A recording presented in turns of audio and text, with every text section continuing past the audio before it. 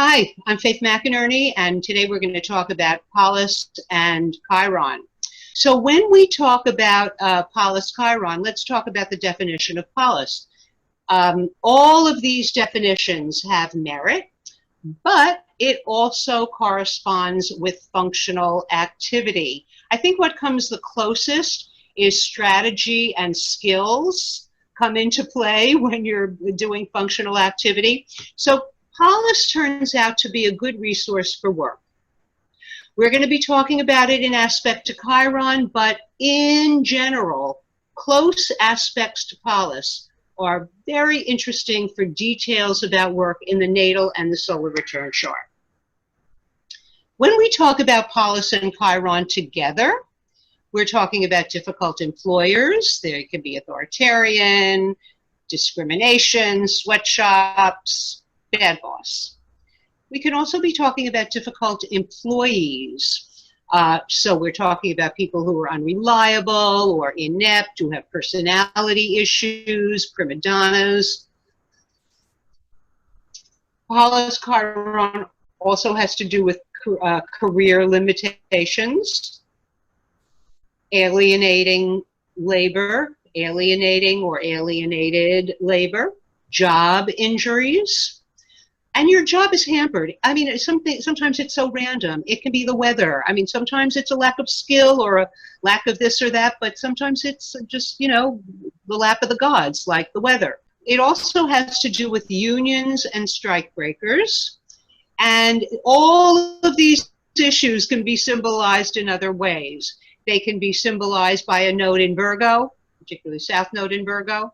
Jupiter, Hades. I mean, there are other pictures that have to do with every single issue we talked about on this slide. Let's get technical for 1 minute. We're going to be talking about delineation, but we have to talk about the technical part of aspects for a minute, because reading aspects is a two-step process. You need to understand the delineation, and you also need to understand, you need to be able to identify the aspect when it occurs. Many ways to see occurrences of aspect, traditional, non-traditional, and I use both because I want to maximize the likelihood that I'm going to see as many aspects as possible. So I use traditional and non-traditional. They are completely not essential to your understanding of Pallas Chiron. You're going to understand it just as well with or without the techniques in the next two slides, but here they are. So we're going to be looking at one aspect, 4 formats. Here's the first format, is a wheel, and I don't think this person, I don't think you can see that this person has Pallas Chiron on a wheel. So it makes them a good bad example. But here it is on a 90-degree dial. Very commonly used dial. Oh, this is Henry Ford. Very commonly used dial. So we cannot see his Ceres Chiron at all on his natal chart. But the way we use the 90-degree dial is that anything that falls on a big arrow or a dot is an aspect. An arrow and a dot. So he actually had a picture of Saturn, Pallas, and Chiron. But we're going to focus basically on his Pallas Chiron. So here we see it on a 90-degree dial where we're looking at arrows and dots. But what I like is the 22.5-degree dial. It's efficient. Everything that's in a hard aspect looks like a conjunction. These are all major aspects. They can be triggered by a transit, and that's what you'll be seeing is the 22.5-degree dial, which, by the way, is also a space saver for slides. Now, here's the same aspect. 1, 2, 3 different formats. Here's the 4th. Shows the same aspect in linear order. It shows the same thing we've been seeing all over the place in linear order. We see the orb, and when something comes across it by progression or transit, we're going to be able to identify the orb of that also. Let's talk about midpoints for half a sec. They blend the meanings of the planets involved. They're only complicated when you are looking at lots of them, and we're not. We're going to really shave it down to Sun at the midpoint, and Aries at the midpoint. So here's what the Sun at the midpoint looks like. We're looking at it on a sort, because when we're looking at midpoints, we're going to be looking at them on sorts. It's the easiest way to see them. So here we see that this person has the Sun at the midpoint of Chiron and Pallas. It's 2 minutes orb. It's expressed as Sun equals Chiron Pallas, 2 minutes orb. There you go. Now the other point we're going to be looking at is the Aries point. You know, people have very elaborate interpretations of the Aries point, but for our purposes today, I'd like to clarify it and just say that it's important. It's as important as the Sun, and when planets or midpoints are in aspect to the Aries point, they are as emphasized as if they were in aspect to the Sun. So for your purposes, all you have to remember is that the numbers always line up and the delineations are identical to traditional aspects. So when we talk about Chiron Pallas and we're talking about difficult employers, difficult employees, career limitations, and alienating labors, go through history with it, slavery, and the assembly line. So actually slavery led to the assembly line. Slavery was actually sort of finished economically in the US. I'm not quite sure about how this worked in the rest of the world, but it was not profitable anymore. They were gonna get rid of slavery anyway. And then Eli Whitney invented the cotton gin and made slavery profitable again. So that's what happened. He had Saturn on the Chiron Pallas midpoint, and that's all we have to say about Eli Whitney. But then the cotton gin made the assembly line profitable. And really what that says is that the assembly line work is one step away from slavery. So it made the assembly line possible. And here is the guy who introduced the assembly line to the auto industry. His name was Olds, as in the Oldsmobile. He was Pallas Chiron. And that assembly line was popularized by Henry Ford. And we know he's got Pallas Chiron as well as Saturn.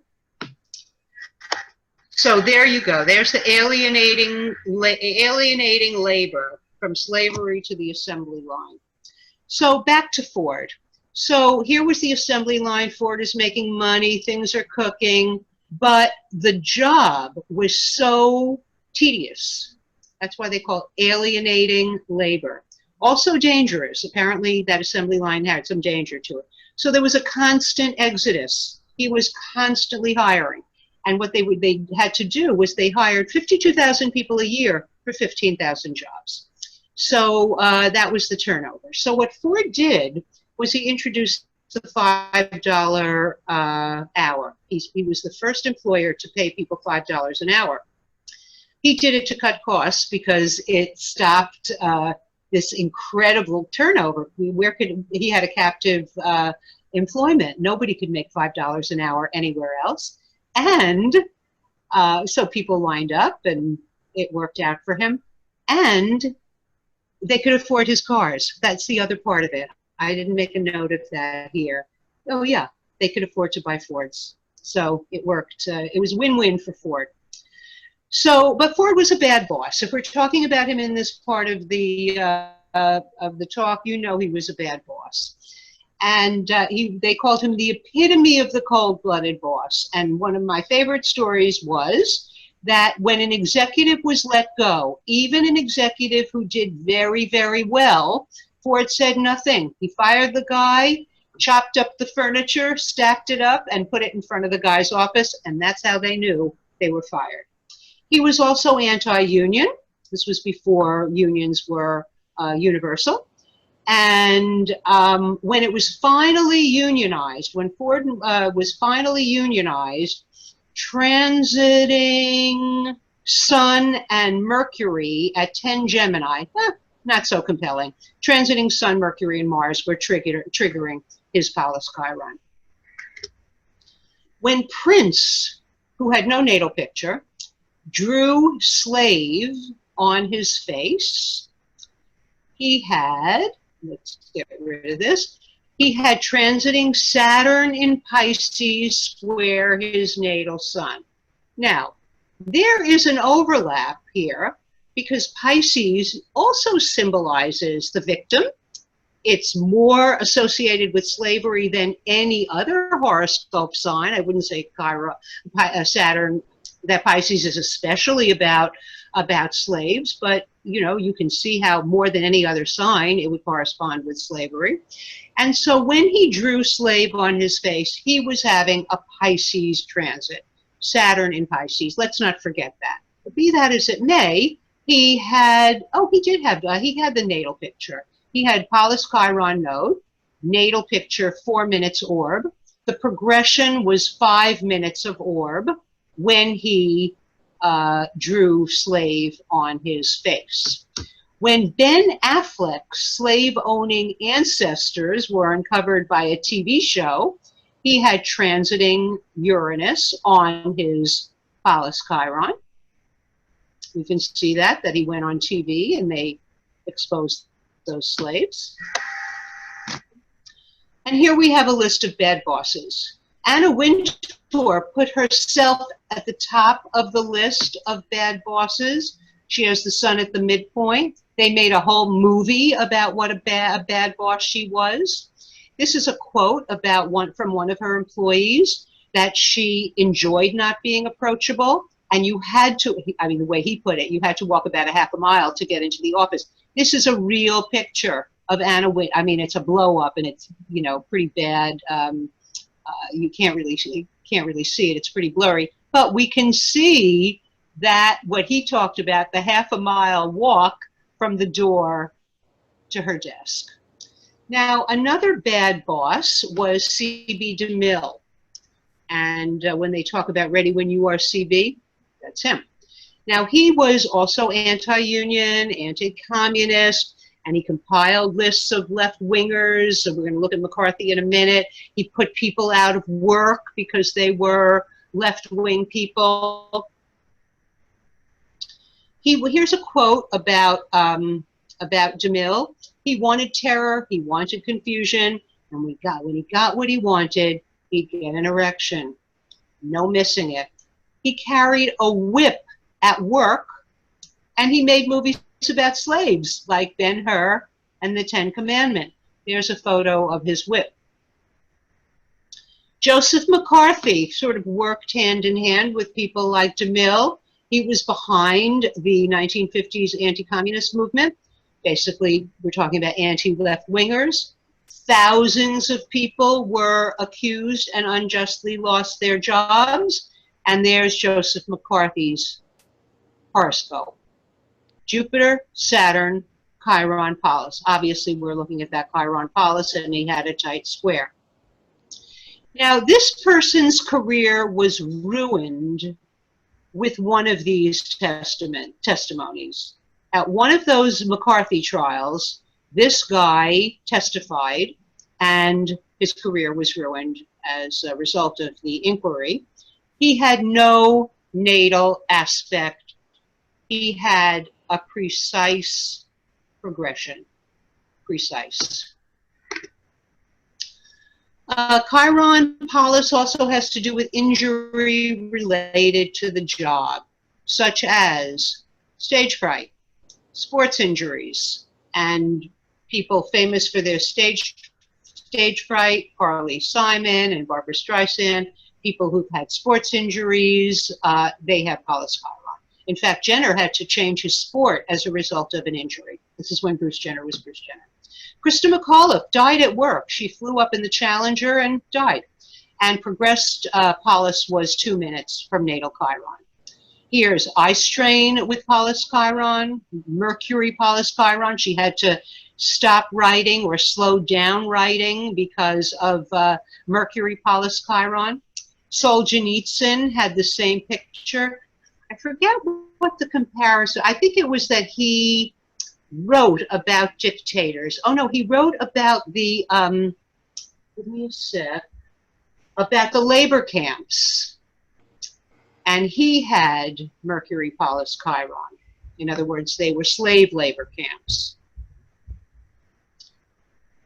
Now, what do we want to, oh, this is probably my favorite on this whole Pallas Chiron presentation. This kind of says it in a nutshell. Typhoid Mary, who had the disease and spread it to her employers, who then spread it. So she was part of spreading an epidemic. And she had Pallas Chiron because the effects were at work. And there we go with Typhoid Mary.